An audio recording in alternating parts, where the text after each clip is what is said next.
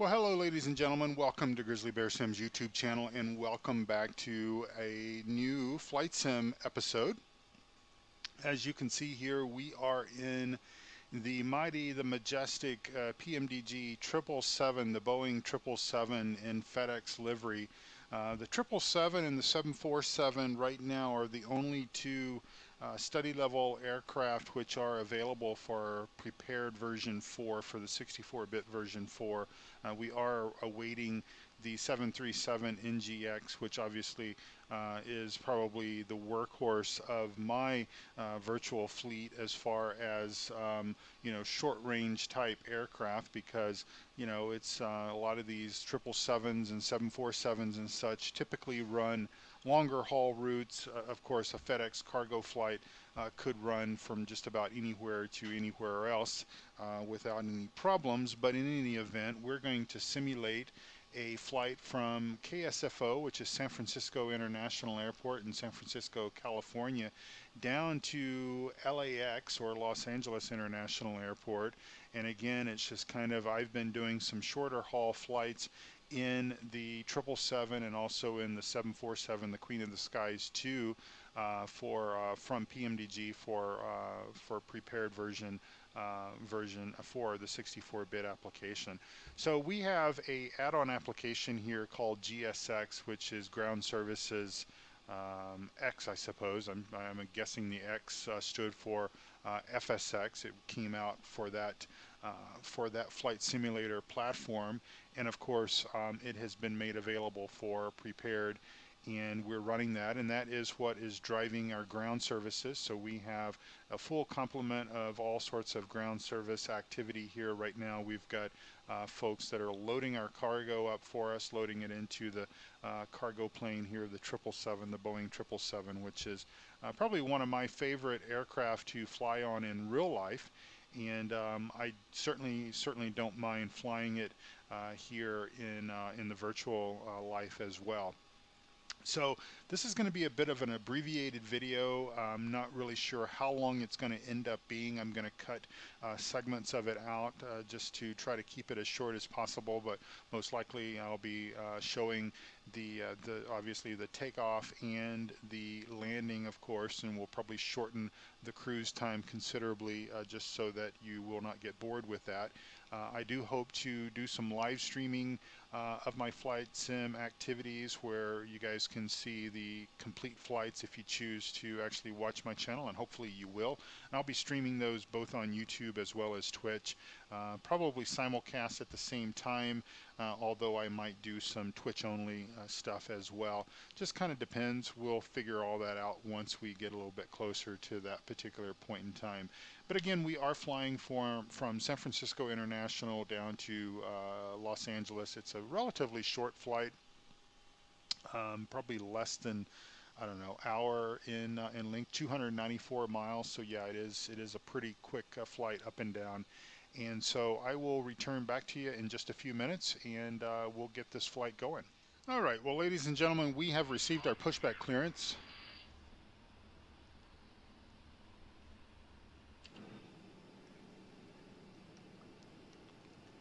And momentarily we will be requested to release parking brakes.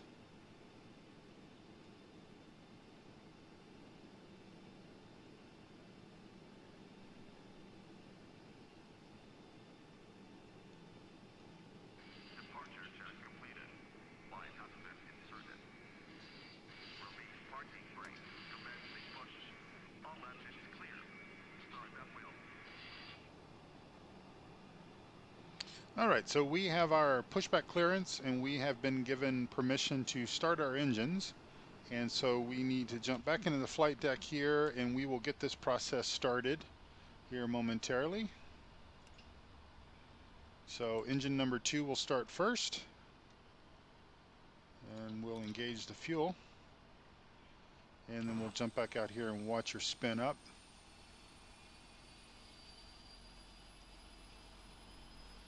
Lots of incredible eye candy, and I'm assuming that the majority of people that are going to be viewing this, watching this video initially, are going to be some of my farm sim fans, and I just kind of want to demonstrate some of the beautiful eye candy that's available in Flight Sim, and of course this is P3D version number 4. This is a 64-bit version which performs just exceptionally well with the systems and everything. Before the 32-bit version, oftentimes there would be out-of-memory errors and all sorts of other little things that would plague it. So we need to jump back in the flight deck. We did hear the engine cutter start out, so we can go ahead and start engine number 1. And we will go ahead and apply fuel to engine number 1. And I'll get out here where you guys can see that spin up, and I'll let you listen to it as well.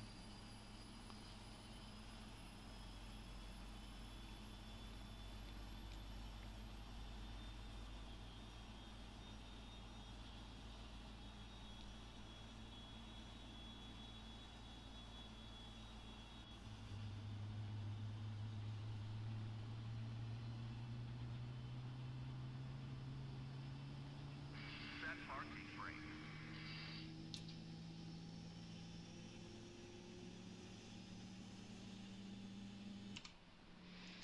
All right, so we've set our parking brake just because we were told to do so. Now we just need to make sure that everything is all set here in the upper control panel.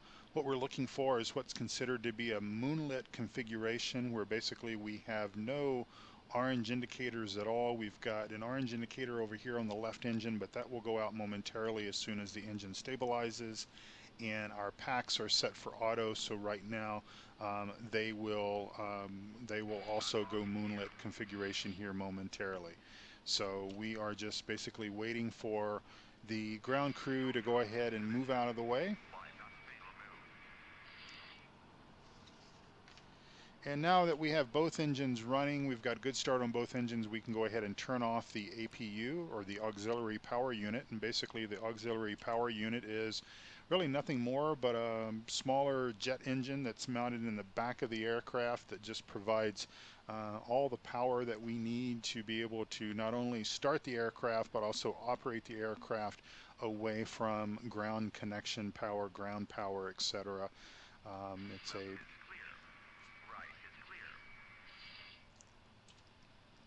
All right, so we've been given pretty much the go-ahead there, so we will go ahead and turn on our taxi lights just now that they're out of the way, because we certainly don't want to blind them. And we will also turn on our TCAS now, and we will also test our TCAS. Now I'm flying offline today. I'm not flying on the VATSIM network, so I'll just set our squawk code for 2200.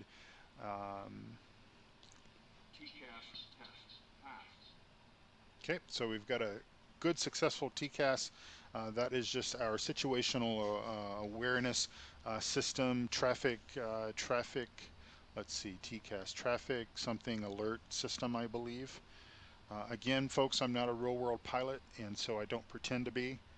And we'll just check up here. We've got our moonlit configuration. Everything is good to go.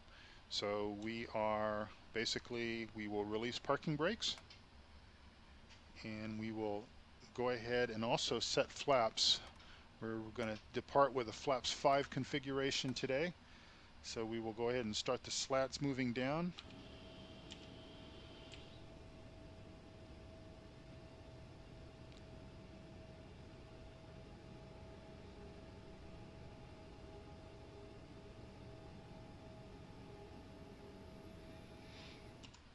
Try to give you a little bit of animation there to some of the stuff.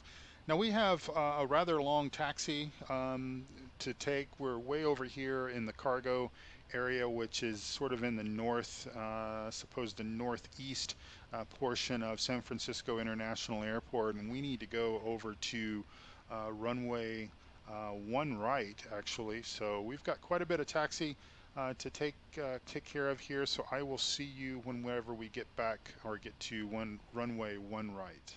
All right, I've got you back here. We are at the end of runway 1 right, and I'm just checking my overhead panel one more time just to make sure that we've got a moonlight configuration. We will go ahead and turn off the taxis, turn on the strobes, and turn on all 3 of our takeoff lights or our landing lights, and we are good to go. And so we will be easing the throttles forward, and once the engines stabilize, we will go ahead and shove the throttles all the way forward, and we will click our toga switch here, which I don't have a button currently mapped to my joystick, but normally I do. And but I'm unable to do that right now. But our toga is take off, go around, and it just basically sets the aircraft up for the most opportunistic throttle settings for this particular runway and the weight of the aircraft and all that good stuff. So we're looking for V1, and we've got our V1. So we will ease the nose of the aircraft up, and we have a positive rate, and we will go ahead and gear up. And I'm going to go ahead and engage our autopilot because we can, and we'll go ahead and order flaps 1. Now we're going to be making a pretty sharp left-hand turn here to basically go around. I'll give you guys an outside view here.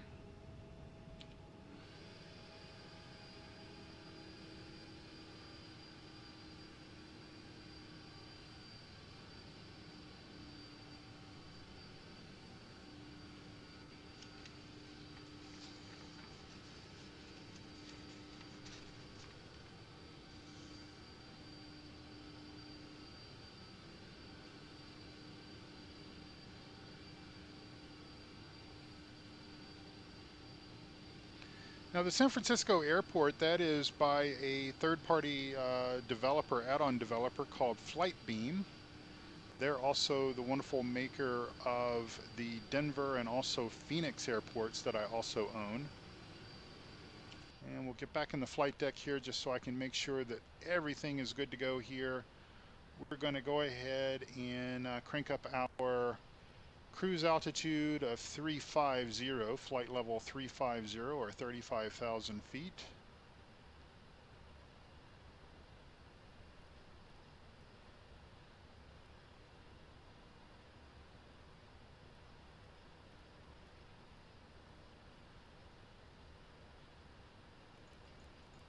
And we'll go ahead and punch that button a couple of times, and that'll just go ahead and tell it to go ahead and go all the way on up.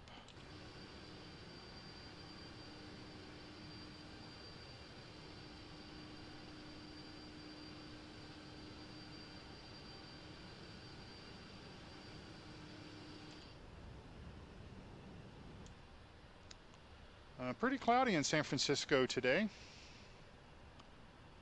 as you can certainly tell. We are running with real world weather that's being controlled by an add-on called ActiveSky 2016. It's the latest and greatest version of that real world weather application, and it basically constantly monitors the real world weather conditions wherever the aircraft may be. We'll go ahead and go flaps up, and it monitors the weather conditions and interjects those weather patterns and such. And I forgot to start my clock. Boy, I am bad about that. I do need to leave myself make myself or add that to my checklist. Actually, that's what I should do. That would be the correct thing to do. So IFR flight rules, or pretty much all flight rules, do call for 250 knots or less below 10,000 feet. So now that we have passed the 10,000 foot mark, we can go ahead and turn off our landing lights like so. And then of course our aircraft will go ahead and throttle up and go ahead and resume a much faster speed. Now again, our cruising altitude is 35,000 feet or flight level 350. There's another shot of our beautiful jet engine there in the San Francisco Bay. I believe that is the San Francisco Bay. I would probably have to defer to my friend Eustace Farmer, who actually used to live in the Bay Area. I do get out to this area quite often. I don't always fly into San Francisco Airport. Sometimes I fly into Oakland, or sometimes I fly into San Jose. It kind of depends on what kind of pricing I can get. But the last time I was out there, just a few weeks ago actually, I did fly into SFO.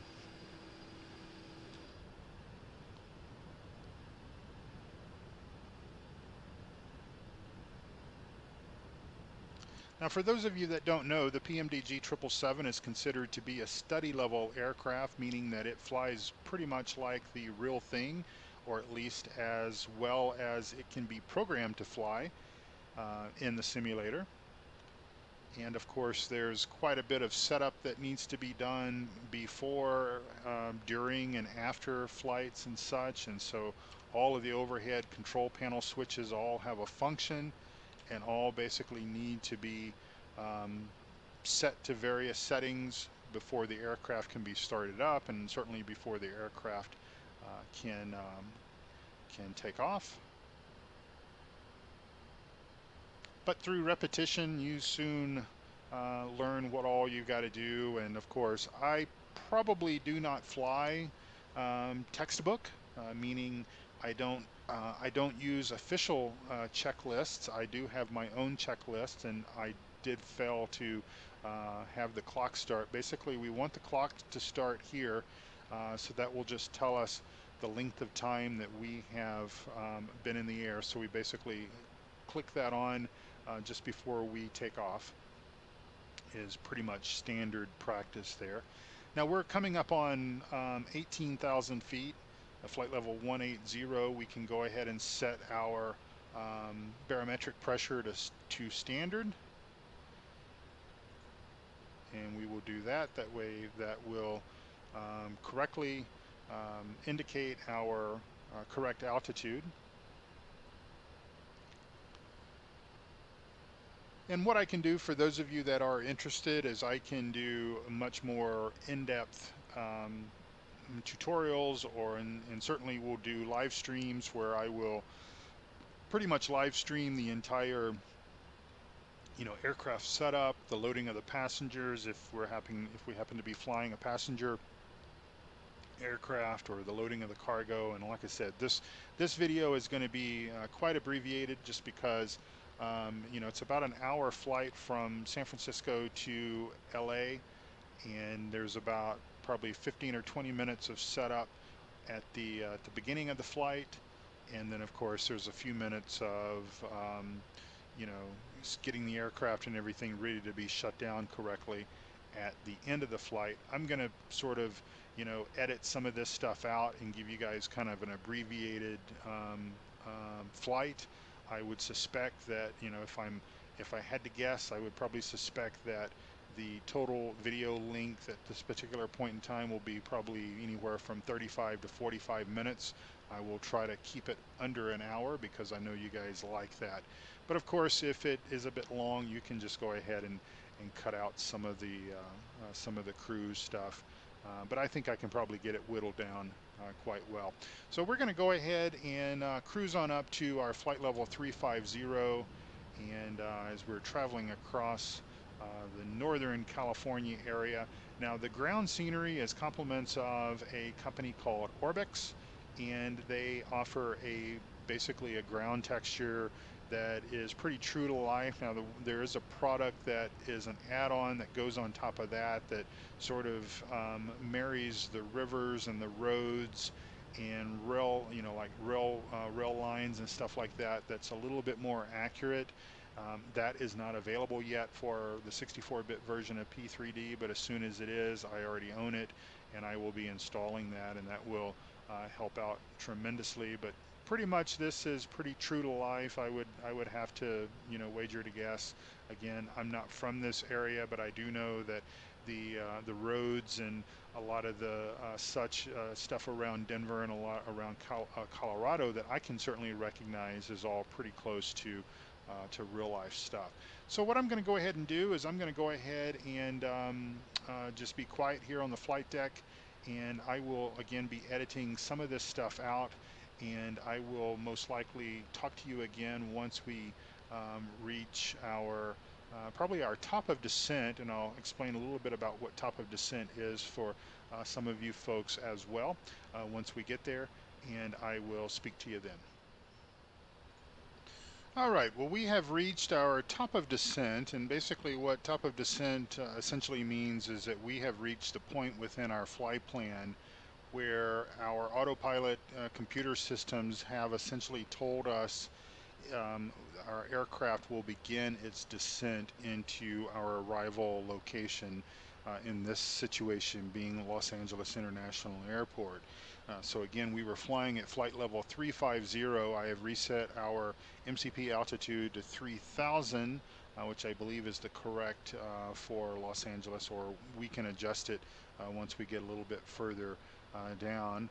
My charts application just basically aired out on me just a few minutes ago, and so I need to look into that at a later time. But best memory serves me, about 3000 will give us something to work with, at least for right now, and then we can fine tune that once we get a little bit closer to our airport location. And of course, our autopilot will handle our ILS approach and everything, and then we will turn off the autopilot and land the aircraft manually, pending we've got good visibility, and I do believe that we do. It's bright and sunny according to the weather forecast for Los Angeles, so should be a very nice arrival. So anyway, I will come back to you once we get a little bit closer, maybe once we are on final approach. All right, well, ladies and gentlemen, we are on final approach. We're a very short final approach here.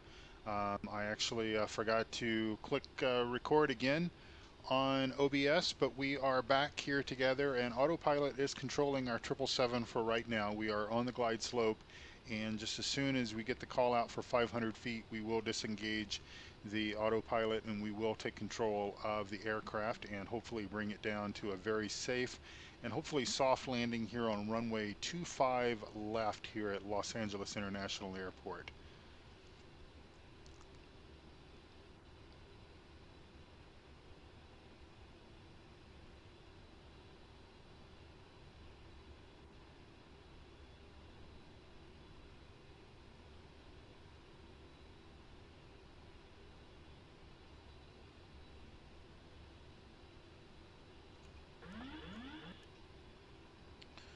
Okay, no call out for 500, but we will go ahead and land this beautiful aircraft. A little high here, coming down. All is good. 100.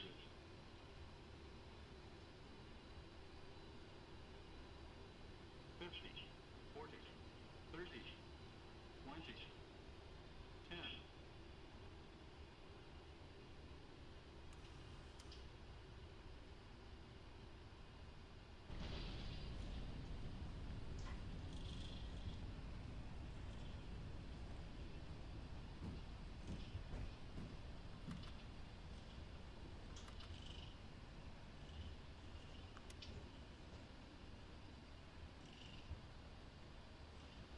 And a little bit of a long landing and a little bit off the center line, but that's kind of, maybe that's kind of my trademark. A little bit off that center line. So we will go ahead and exit here to the left. Our cargo operations are right over here on the left-hand side of runway 25 left. So we don't have very far to taxi at all. We'll go ahead and clean up the aircraft and go ahead and raise our flaps all the way up. And just as soon as we make this turn here, I will disengage the landing lights and turn on the taxi lights. As a matter of fact, we can go ahead and do that now. So we'll go ahead and turn off our landing lights and turn on our taxi light, and we will also go ahead and turn on our APU. And again, the APU is just our auxiliary power unit, and that just helps control and gives us power to the aircraft, so that in just a moment we'll be shutting down the engines and the aircraft will continue to function with the APU on until we can get the ground power connected to the aircraft.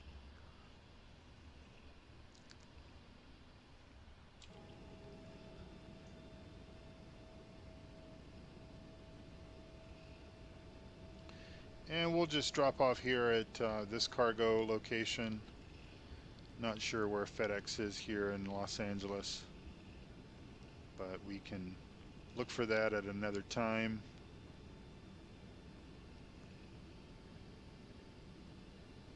And there we are.